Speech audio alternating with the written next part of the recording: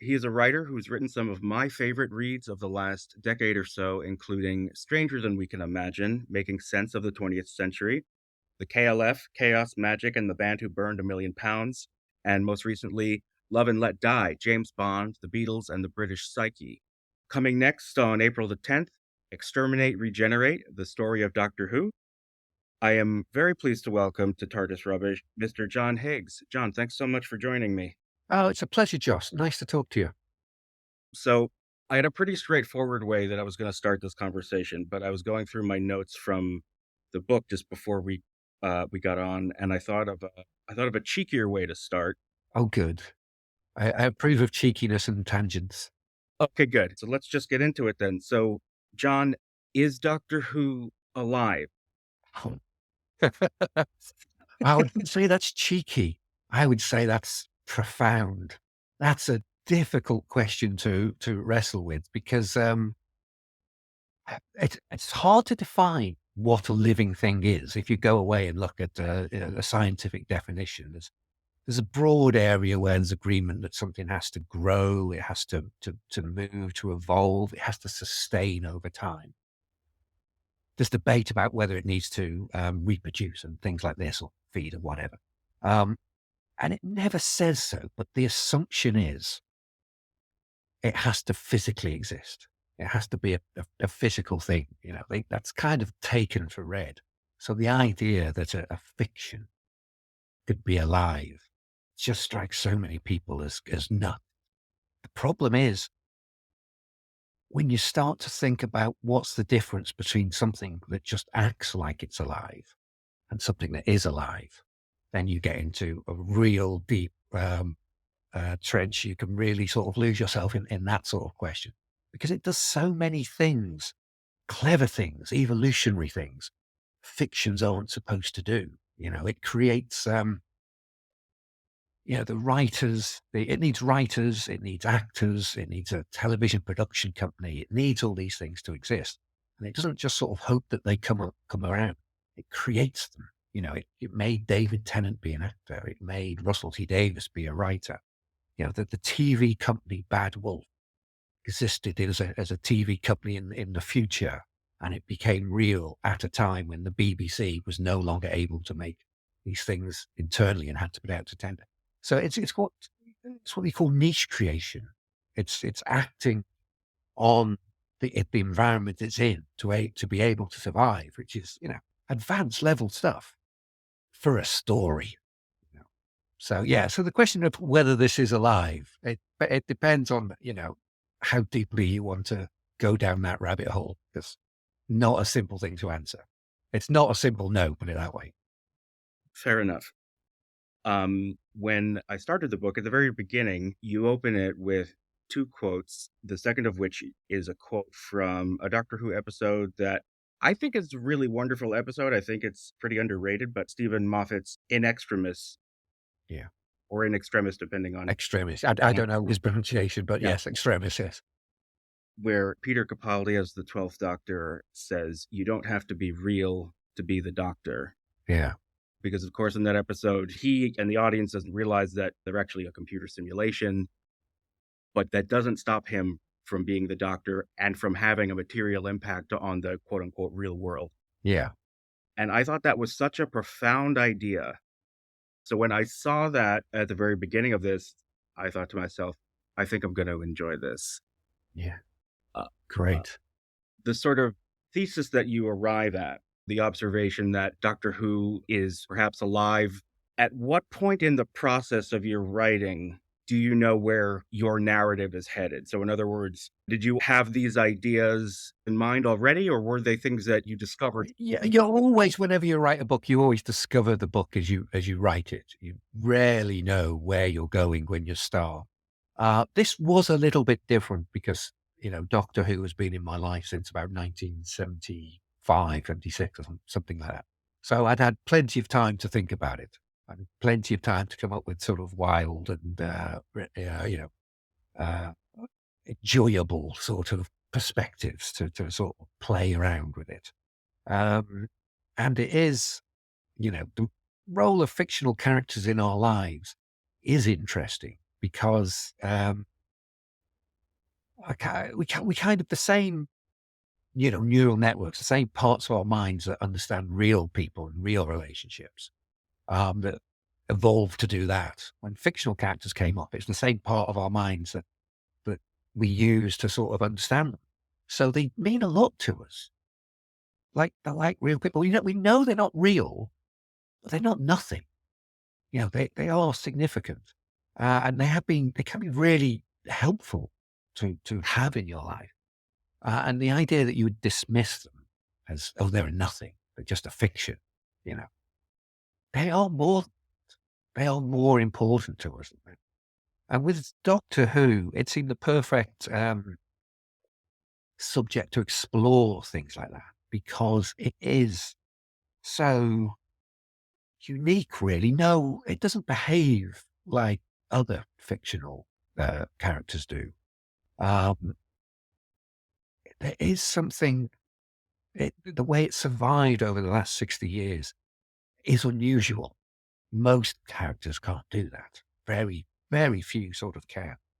And I do think a lot of it is to do with the fact that it doesn't really have a creator. There was no one person who came up with the idea of this. There's a time traveling alien from Gallifrey with two hearts who can regenerate and change their face, things like that. In fact, when the program started, no one working on it would have recognized what I just said as relating to the same sort of character. It just sort of emerged out of all these meetings and memos in the BBC in the 1963, how the sort of gap between many minds and different writers and different directors and different actors all sort of gave part of themselves to this thing. Because when a character is created, like when there's like an Ian Fleming or a J.K. Rowling, an Arthur Conan Doyle, who's created them, they sort of define what they are, but they also, at the same time, are defining what they're not. And when the character gets passed from a creator, like there's James Bond books written by people who aren't Ian Fleming, and there's Arthur Conan Doyle, well, there's Sherlock Holmes stories written by people who aren't Arthur Conan Doyle, and they're not kind of treated, they're sort of seen as lesser. They're not, there's a little bit outside the canon. They don't really, really count. Because Doctor Who is just passed from writer to writer to writer to showrunner to showrunner. And all that is Doctor Who. It's able to sort of absorb um, so many more minds, so many sort of more pools of imagination than a normal character can. It keeps just accumulating and accumulating, and becoming bigger and bigger and bigger. And if you are going to have a fictional character in your life, for me, it's the best by by some distance. You're always going to be surprised by it. There's always going to, you're never going to know it fully and get bored of it. It's always going to, surprise you, I think. No, absolutely. And I think, one of the brilliant innovations of the show, or I guess evolutions that the show, figured out how to survive and continue on, was the idea of recasting the lead actor, which then once you do that, you can change all sorts of things. Yeah. So, you can change format, you can change the whole production team, you can change this, you can change that. It's odd the way they went about it, though, isn't it? Because normally a program will recast. They'll get an actor who looks a bit like the person they're replacing, and that person will try and be the same sort of character in a way that maybe Peter Cushing did. He sort of tried to be the William Hartnell Doctor in the 1960 film. Right. Because Hartnell was just so, singular, just so definitive. No one could out Hartnell Hart. It just wouldn't have worked with a lesser Hartnell. And so the idea and then again, they could just have sort of, killed the character off or moved the character out and brought in another similar Time Lord, if they had that phrase at the time. But another sensible way to do it. But the idea that the character just becomes completely different. Even the mop top Beatles hair of Troughton would have been unthinkable in 1963. The 60s was changing very, very fast. And it's such a bold bold move to have a character that can just become completely different. Yet we will still see it as the same thing. And then by the time you get to the early 70s, and, this Hartnell was such an outsider, such a scary sort of mystery who traveled through time and space in his box. Come the 70s, you've got this guy who's working for a military organization on Earth, and everything about the original format has been thrown away, including, the most unique things, including the idea that he can travel through time and space in his time machine. Gone, absolutely gone. And I think Verity Lambert was like, that's just appalling. He's an establishment figure. He's always supposed to be an outsider. And yet we still see the character as the same, because really they're a story, and stories is a never ending story, or they're a never ending story. And that's what sort of keeps going and keeps changing. And in the same way that we are really, as kids, we're nothing like our adult selves. All physically, every cell in our body has been replaced many, many times. Our ideas, our opinions, our beliefs, our ideologies, they've all changed. Our weight, our hair color, we might have changed our name, we might have changed our gender, we might have changed our nationality, we might have changed our religion. We are so different. And in 20 years' time, we'll be so different again. But we still see ourselves as the same thing, because we see ourselves as a story. And that's how our minds sort of comprehend these evolving things that can change, so much. So to put all that into a fictional character is really rare, is really strange. And that's what makes it such a sort of unique and magical thing. Certainly. And it's funny because I didn't really realize just how unlikely recasting the main actor the way that they went about it was until you were just speaking. Because you're right. It's not just that they recast the lead actor, they made it the same character, but acknowledged the change within the fiction. Yeah. Yeah. So it's, like a Richard Hurdnall situation where it's Yeah. like, oh no, it's the same guy the whole time. Absolutely. It was very 1960s thing to do, I Yeah, think. Yeah. Their minds are sort of wide open at that point. exactly. And another, I was going to say stroke of luck, but maybe stroke of genius, or maybe Doctor Who was working through Russell T Davies. But something very unique about how he revived the show Mhm. was he continued the continuity with the original show. Yeah. Especially at that moment in time, it seemed like the natural thing to do would be to start fresh, Absolutely. because it was sort of consensus that one of the reasons the 96 TV movie failed to spawn a series is that it was too impenetrable, mired Mhm. in its own continuity. So the idea to say, no, okay, we're just going to start over fresh and, you don't have to know anything, but that's not what he decided to do. Yeah. I mean, if you look back at what he did, it's just extraordinary how many really good decisions that went into it, that were counterintuitive, that were like, it was generally understood that the Daleks would be redesigned so that they didn't have sink plungers, because that was silly. And yeah, I'm sure you've seen that footage of the spider Daleks Yeah. that Ambling were sort of working on at one point. And it makes total sense. And of course, that you're trying to bring it back to a new generation. That's exactly what you do. But the fact that he managed to simplify the myth so brilliantly that, oh, there's been a time war and I'm the last. It was so sort of brilliantly done. But it also, there was something really wonderfully unapologetic about it.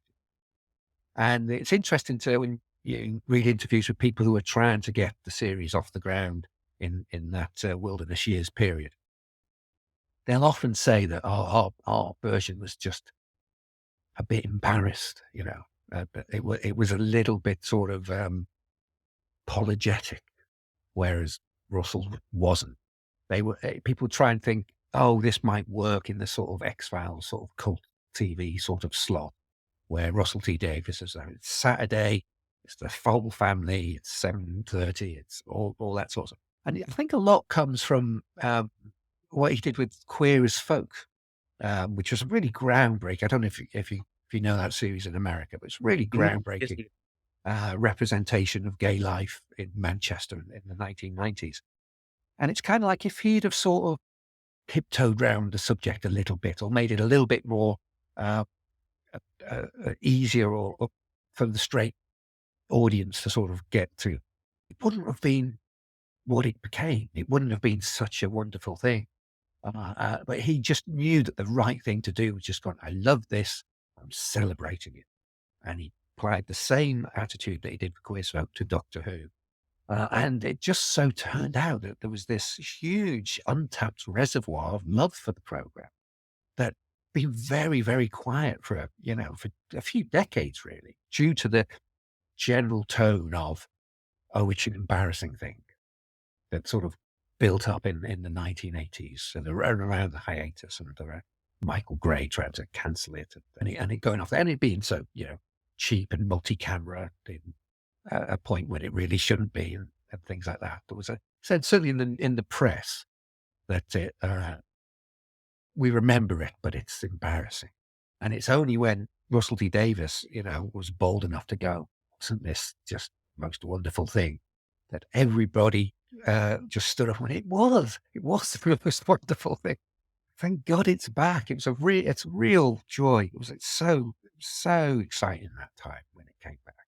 And it's a weird contrast with now, actually, because we're recording this a few weeks before the second Shooty Gatwa series is on. And in fact, a new trailer just dropped before we started talking. I don't know if you saw Oh, that. did it? Yeah. Okay, well, when we're through, I'll have to check that Yeah, out. it's good. It's really good. And in fact, the trailers are great. And the episodes, they sound really interesting. And the new companion just got a really good feeling about. And yet all the press surrounding the program is very, very negative over here in the UK, at least. They're all convinced it's on its way out and Disney will walk away and Shooty's left and there's not going to be Doctor Who for years and things like that. And it's all coming from speculation and it's all just, there's no definite truth yet in the public domain to support such a stance. But it's funny the music around programs. And at the moment, it's extraordinarily down. And so I'm kind of glad my book's coming out now because I just think it's a good time to go. If you look at that program again, we're so lucky to have it. It is so unusual. And I know it's been on every year for the past 20 years. I know it's always existed for as long as you can remember. I know how easy it is for people to get bored of things that are always available. And I know how Marvel and Star Wars are sort of struggling to sort of keep people enthused by things that have been just around for a long time. But Doctor Who it's just a gift. It's just a very, very wonderful thing. We're really lucky to have it, and it's worth celebrating, despite the mood music, I think. Yeah, I'm obviously with you on that completely. And I think you're right. There is this strange kind of vibe that's in the air about the show. I remember around the time of Shooty's first season finale, there was a lot of negativity that I was reading from people who had previously been very excited and enthused about it. And I didn't quite understand it because the whole season was more or less fulfilled on my hopes and was what I was hoping it would be. Yeah, it was a fascinating series. It really was. I'm still processing a lot of it. I'm still getting my head around it. I could talk about space babies for a long time. I I love that episode. I thought it was wonderful. What's I think strange about it is, it's season one, episode one. It's setting up the whole thing and it's trying to establish what Doctor Who is. And yet it's a story about how he saves the monsters. Mm. The monster, Mhm. the babies aren't really that threatened by the monster. Um, the spaceship is going to run out of oxygen at some point, but that's the spaceship is the sort of thing there. And in fact, if the space station sort of represents the world of Doctor Who, it's like this machine that create um, sort of stunted adult babies and Mm. monsters to entertain them, which is quite a Mhm. bold sort of way to present Doctor Who. I don't know how intentional that was. That was a very, very sort of odd sort of thing. but it's the saving of the monster that really is what the story focuses on. Um, that is, oh, we really are changing what Doctor Who is at the moment. It does seem that since the Toymaker, it doesn't, it's not following the laws of narrative, it's following the laws of play. Whereas everything you can think of, yes, that we'll do that, we'll do that. It's the sort of, the regeneration doesn't replace the Doctor. You get them both, you get them all. It's like, Right. yeah, the series. This is a brand new start for a brand new audience. Series one, and it's a sequel to a 1975 episode, and Right. it's got Mel from the 80s in it, and Right. there's a TARDIS made up of memories, and it's like it's just doing everything. It's just Yeah. piling on. It's very meta modern, I think, is the technical term for what's going on. So there's a lot to process. And there's the wild swings between the episodes in tone, to go from, the Devil's Chord, a big sort of pantomime, musical thing, to like the sort of unresolved folk horror of 73 yards. And then the Black Mirror, like dotted bubble, or I remember I used to think before the series started and you'd see the images, I used to think, wow, it's odd that he doesn't have a set costume. He's got such different clothes. But having seen it, I think, no, it makes total sense that he has such different clothes because every episode was so different. Such wild swings were being taken. Yeah, it's just a fascinating time for the show, I think. You said a lot of things that I want to come back to, but you make the point that it's hard for anything to stand out or break through in this media landscape that we exist in. The proverbial fire hose of quote unquote content, which is a word that I also loathe.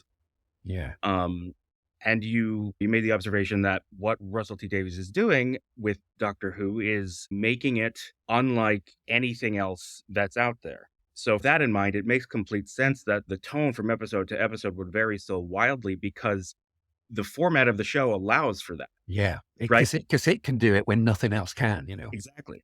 And yeah, leaning into that. So, you mentioned the term meta modern, which is not a term I had encountered. It's the sort of, it's often the accumulation of opposites. It's a word that's Hmm. used to recognize that the late 20th century is sort of classed as postmodern, but we've moved beyond that into something new, and it's, I think Barbenheimer is a classic example. You've got Barbie, you've got Oppenheimer. They're completely different, and yet when you crash them together, you get something that's more than the sum of the parts, more than what those two movies would have been if it hadn't have been for the opposite one being out at the same time. It's it's quite a noisy mess that tries to get the best qualities of everything, even if they're contradictory, even if they're sort of competing. So it's an ideological mess. But that's the culture we sort of live in as we're swiping away and scrolling away, and just the constant tsunami of different bits altogether. Right. So, but that's true though, because like with Shooty's first season, it's like you have the Devil's Cord, and then I think 73 yards, It was the Boom very next. next. Then Boom came, I think. Oh yes, right. Of course, how could I forget? And all of those individual stories are wonderful, but the show, if it was like the Devil's Cord every week, Yeah, or if it were like 73 yards every week, yeah, those individual episodes would feel less special, and the yes, show itself would feel less special because one of the things that makes it so wonderful is that it's, crackling with the possibility and potential, mm, and whatever happens when you smash two completely different tones right up against each yeah. other. It would be smaller, wouldn't it?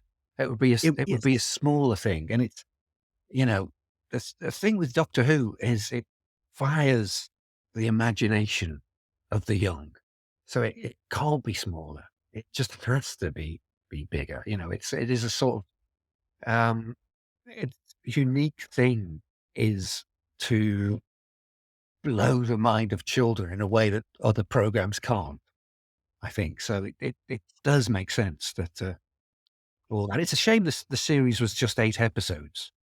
I would have been, Mm. it was a little bit, I know there's reasons for it, but a little bit more time with those two characters together would have helped a lot. But there's there's audiobooks of that fit in to that characters into that season, so you can use those to make it seem uh, like similar lengths to the previous ones as well. You actually squared two circles that I had been struggling with the show as of late. I mean, struggling with is a strong way to put it. Sort Thinking of about it's what we Doctor thinking Who about, fans do. yes. Yeah. Yes. As I hope I made clear, I love the previous season. I'm incredibly excited for the new season to start up. But something's been nagging at me. One of the things that I do love about the series is its sort of scrappiness, how it's sort Uh-huh. of always punching above its weight, as it were, and Yeah. not succeeding all the time. Yeah. But it continues trying to do the impossible with whatever is on hand. And, sometimes the results were absolutely spectacular. It's like, you watch some stories from the 60s or the 70s and you're like, I don't know how they pulled this off, Yeah. but there's something magical about this. Yeah. And my fear about the partnership with Disney, and I think Russell T Davies said something to the effect of, to remain competitive, to remain viable in today's TV landscape, we have to spend a certain amount of money and we have to have a certain look. Mm. And he's not wrong.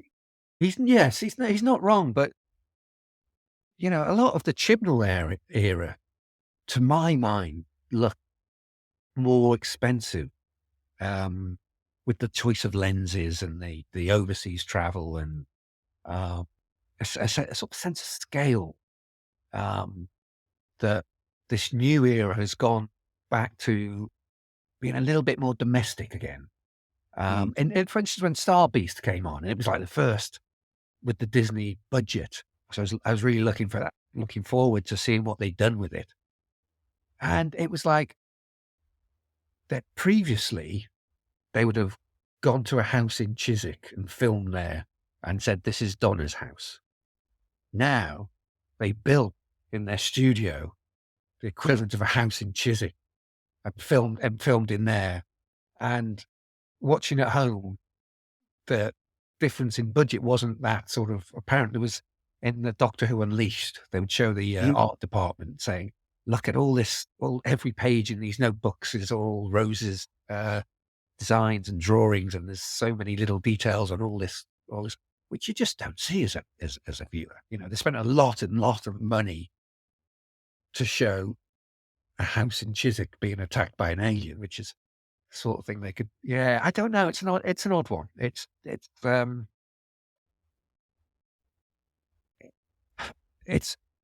Doctor Who has to fit in with the culture, and it has to fit in with the current entertainment environment. And these are very choppy waters at the moment. It's a mhm. hard thing to navigate, sort of what the show should be now. Um, I loved all the goblins. I thought that was money well spent and things like that. But yeah, it's but it's not as if all the weirdness had been erased by the money. It's not as if committees of executives had sat there and said, "We've got to explain in 73 yards what this what this is about. This doesn't make any sense. You've left this unresolved." There's still the authorial sort of weirdness in there, uh, and that never goes. I'll be happy. Right. That was actually the observation that you made that made me reconsider. You said something to the effect of, and forgive me, paraphrasing, the way that manifests now is the show is just going to be strange and unlike anything on TV and Not sanded down for broader consumption, I think is Yeah, what you made me realize. Oh, okay. So that's how the show is still sort of that scrappy, yeah. It's sort of it's outsider. it's a time when there isn't really mainstream. It's such a fractured culture that we're sort of in at the moment, and so to survive, you just have to make sense to a large enough part of the culture and not be concerned about all the other people who don't get it. who it's too weird for and stuff like that. But it's certainly the case over here that it's become a program which only people of a certain political persuasion are into. There was some research that came out. A podcast called "The Rest Is Entertainment" was talking about it. And people who define themselves as politically progressive, when asked what their favorite programs are, it's like Blue Planet and things like that. And Doctor Who is one of their favorite programs. People on the right don't mention it at all.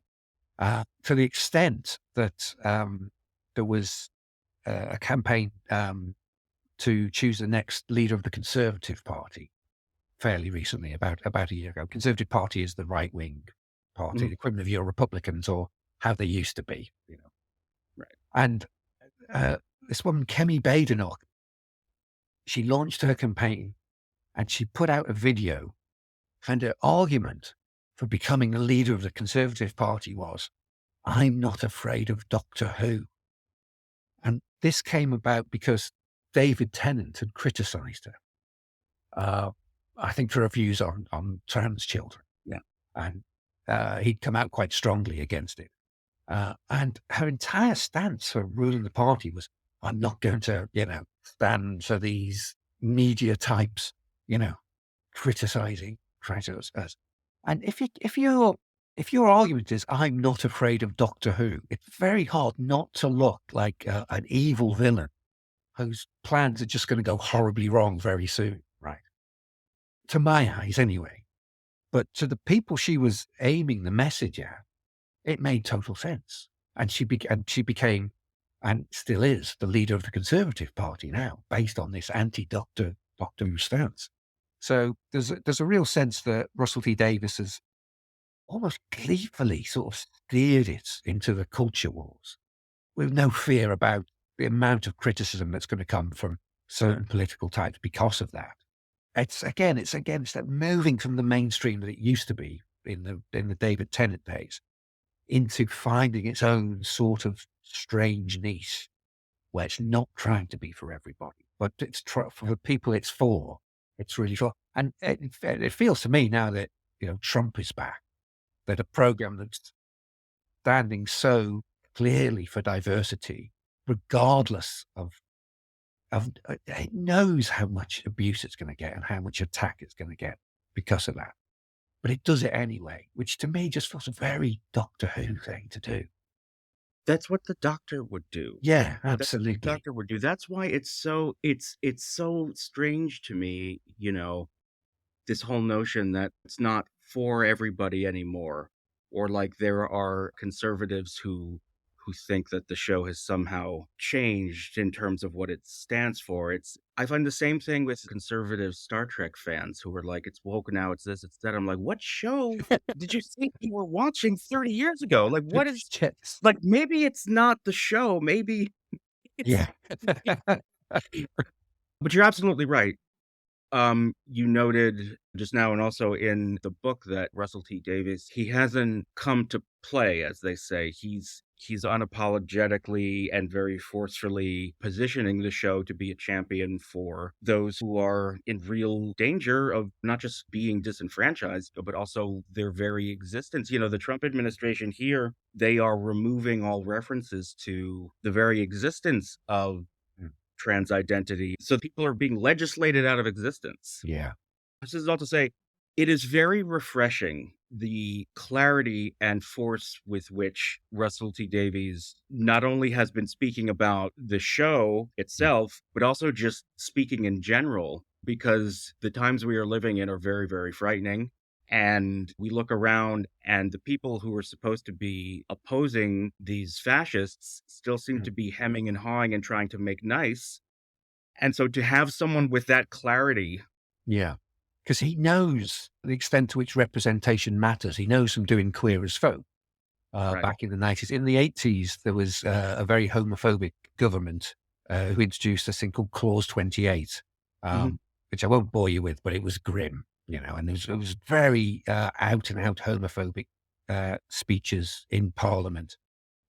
And you would never have thought at that point that when that party gets back into power, they're going to legislate for gay marriage. It was just unthinkable.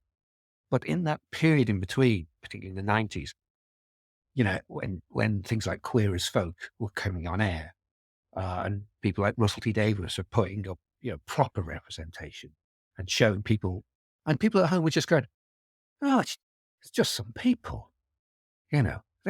What was my problem? It's just some people, and the way that society sort of changed by seeing things that might be outside their normal day to day existence, but once they're on TV, it becomes normalized. So, in something like the Star Beast, it wasn't so much that there was a trans character; it was there's a trans teenager shown with a loving family. Right. Now, where do you see that on TV these days? Certainly not on British TV. You never see things like that. And he knows full well the impact of putting things like that on. And I think partly, between his two showing stints, he nursed his husband, who was terminally ill. So he's kind of gone through the worst thing that you could possibly go through. So he doesn't give an F. He doesn't give a fuck anymore.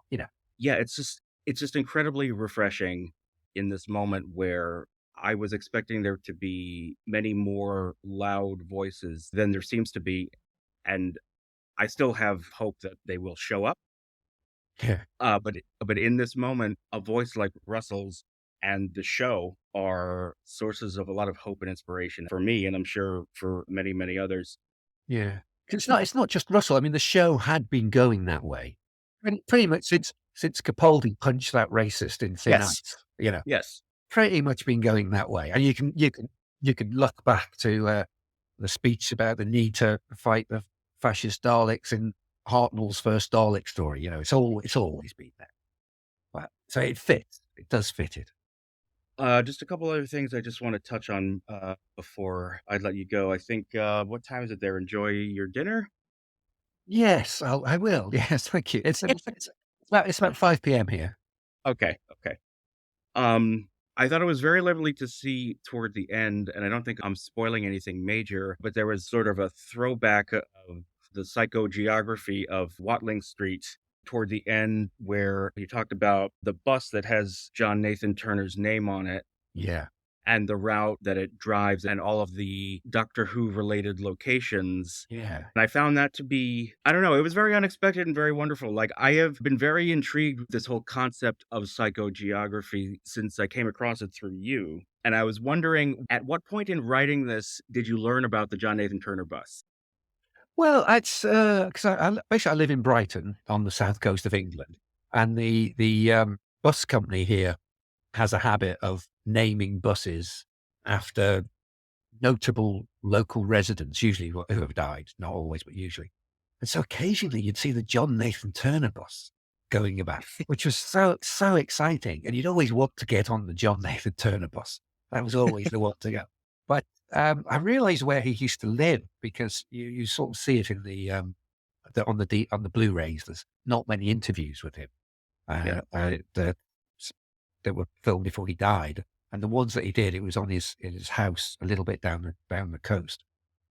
And there was the quality of the documentaries on Blu-rays on the plastic, it's just Stunning. unbelievable.